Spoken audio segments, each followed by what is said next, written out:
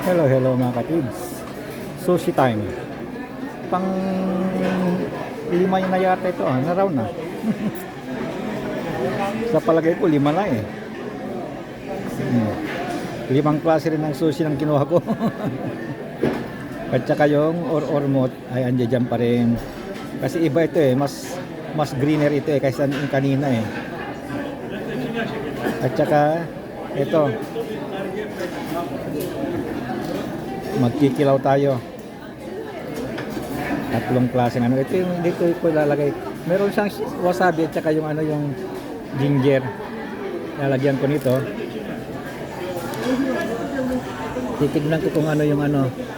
Ito less sodium, ito soy sauce. Ito naman regular siguro.